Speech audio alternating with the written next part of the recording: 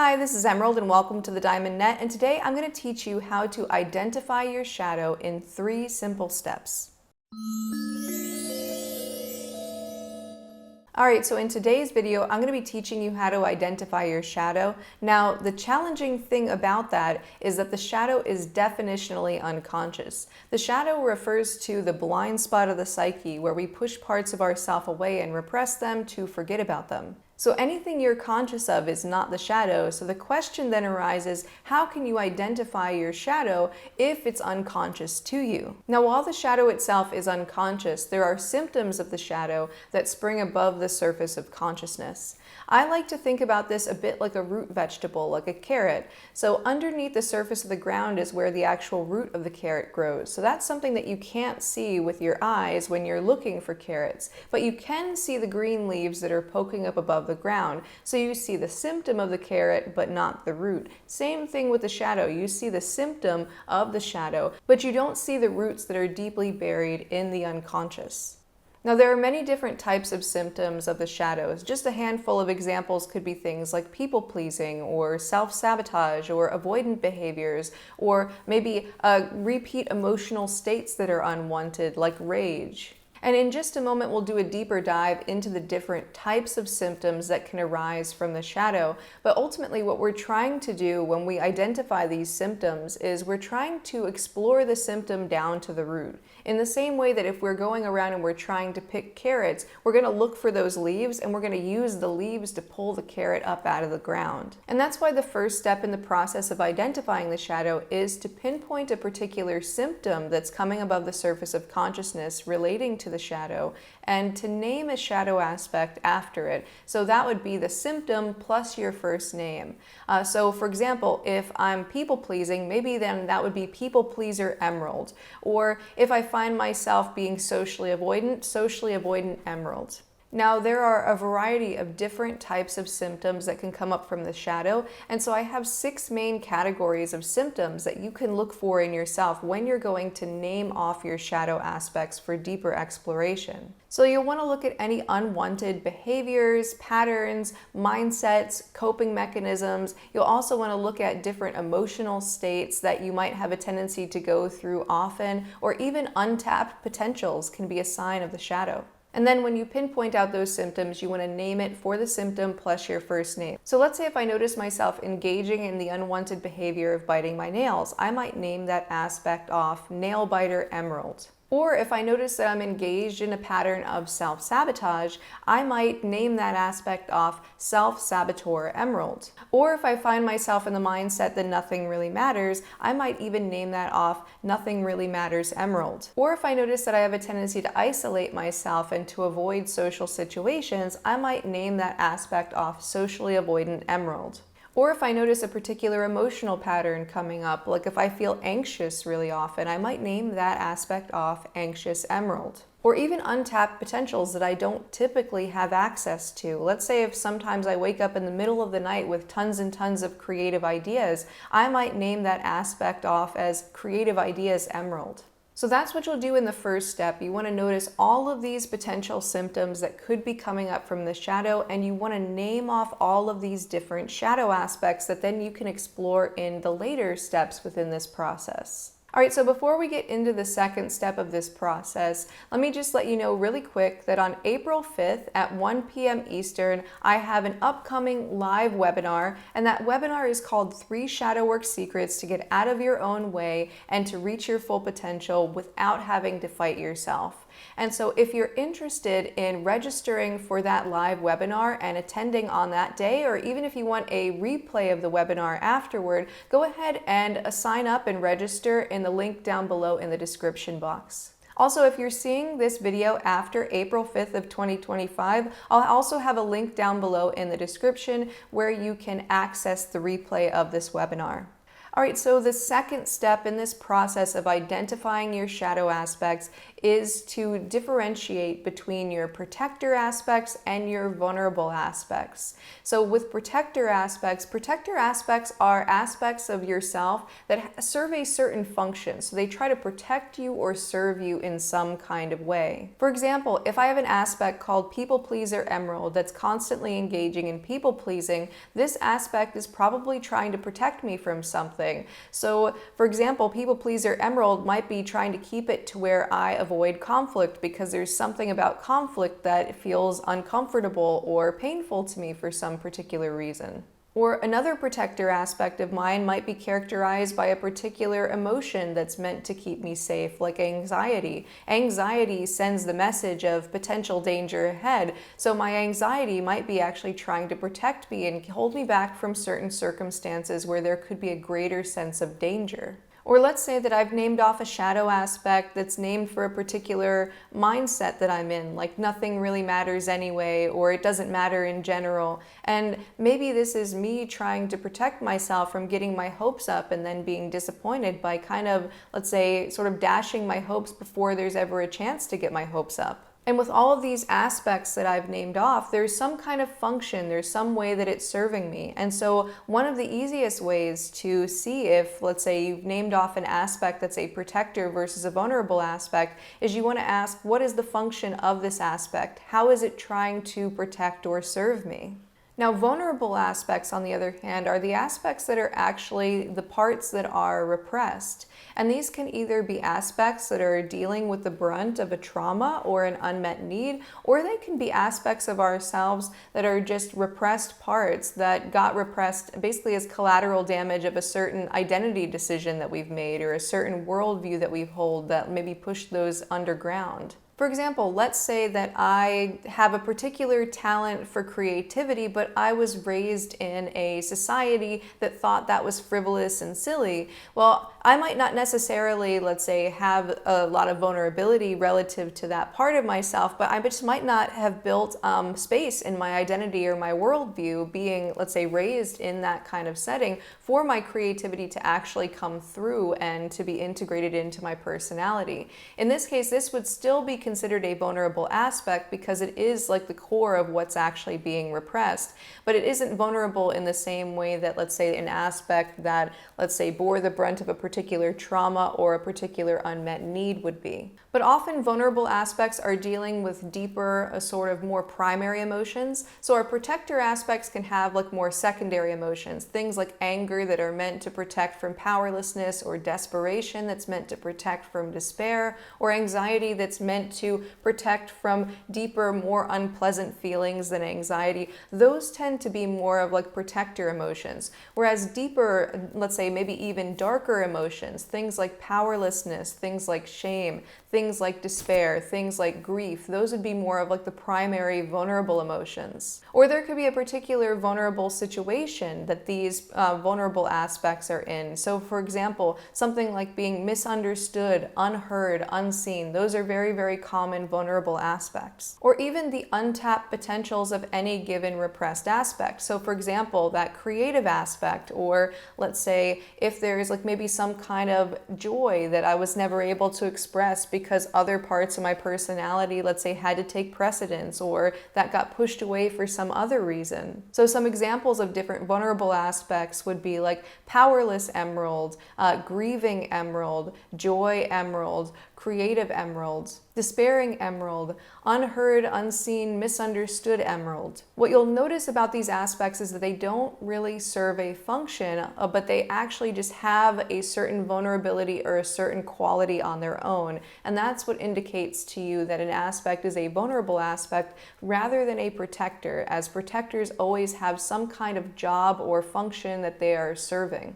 Now, if you identify a vulnerable aspect, you can kind of think about that as being right at the door of your shadow. You might not necessarily be able to like tap into the deeper embodiment of that aspect, but you're at least at the door and you kind of know that there's something there to explore. So in terms of identifying your deeper aspects, you're kind of there once you actually have your vulnerable aspects. But to go deeper and get a clearer sense, what you have to do is you actually have to work with all of the different protector aspects to get them to stand down and to give you access to the more vulnerable aspect, which takes a bit of finessing. And that takes us to step 3 of the process of identifying your shadow. And this is where you can really start to get into a place where you start to see more and more of what's unconscious to you and bring more and more up to the surface of consciousness.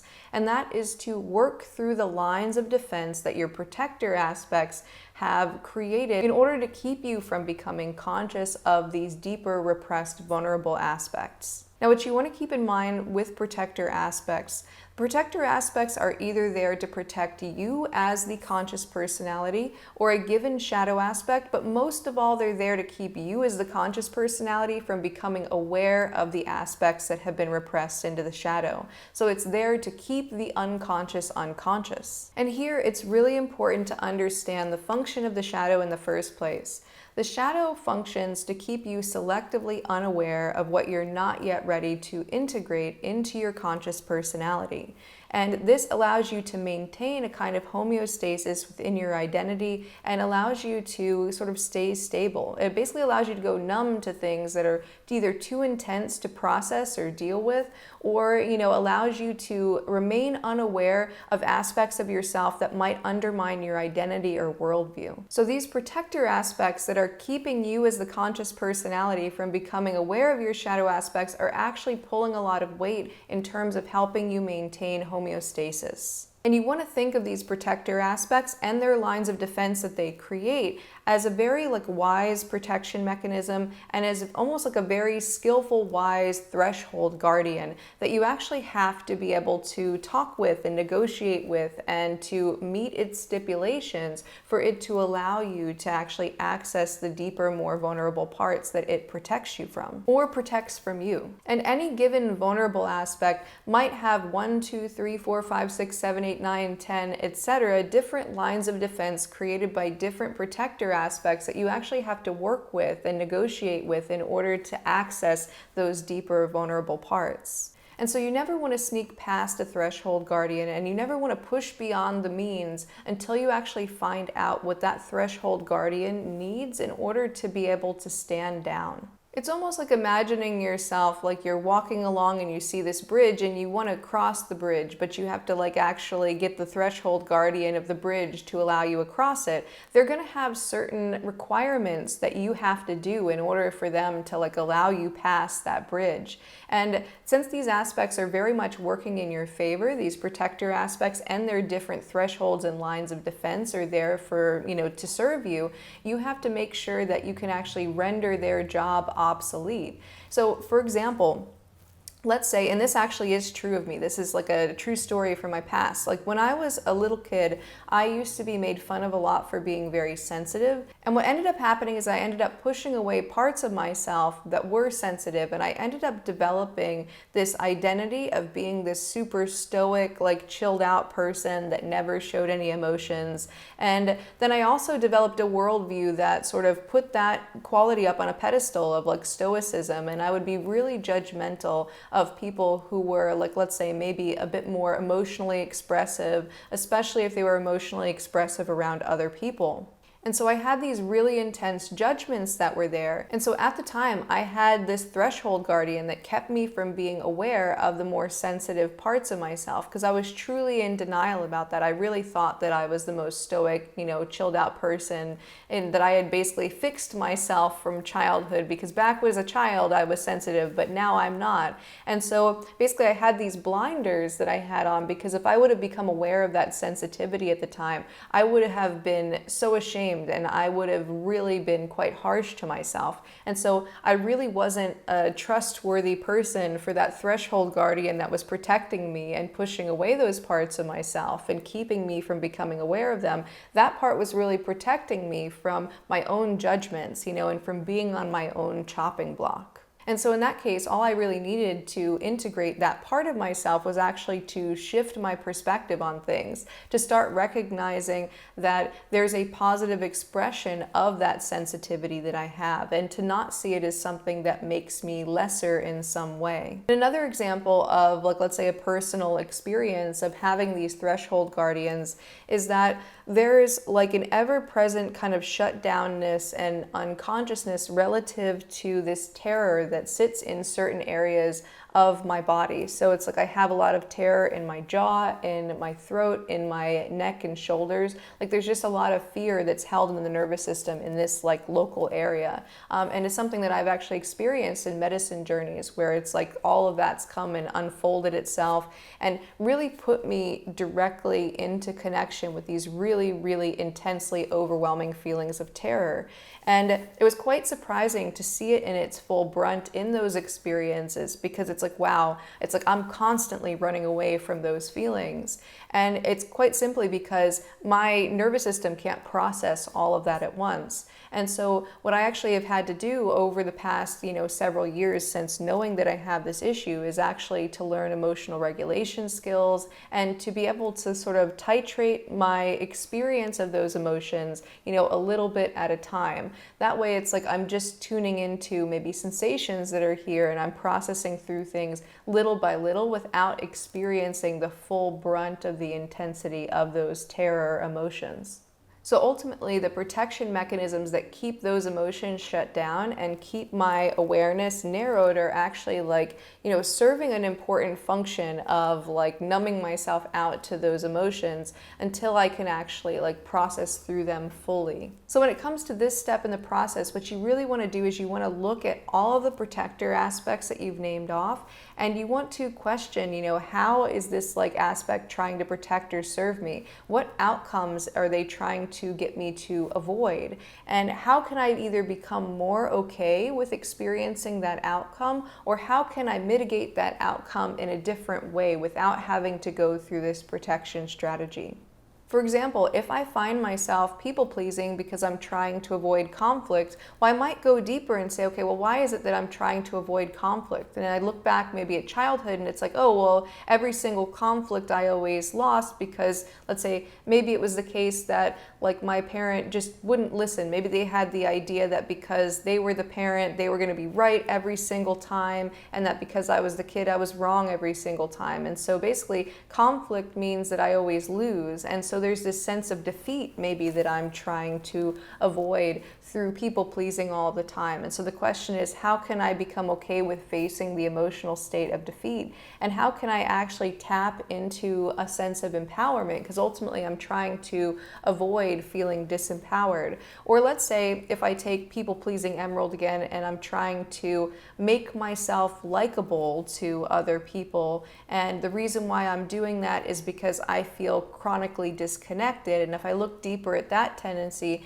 maybe there was a dynamic of, let's say, rejection when I was in elementary school, and because I was rejected when I was in elementary school, now I feel like I can't be accepted and that I have to be super likable. And so the question at that point is how can I feel more connected? How can I feel like I can connect with people without having to be super nice or, super people pleasing? Can I just show up as I am and be honest and authentic and feel like I can get that connection?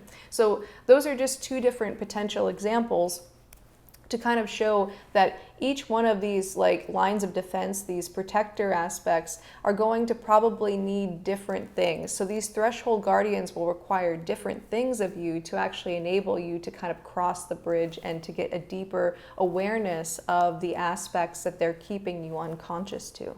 All right, so that's all I have for you for now. I hope that you enjoyed the video. If you did, go ahead, click the like button down below, hit the notification bell, leave me a comment down below. Also, if you would like to watch the live webinar on April 5th at 1 p.m. Eastern, go ahead, click the link down below in the description box. And if you would like to learn more about shadow work, go ahead and click this video right here and keep becoming more you.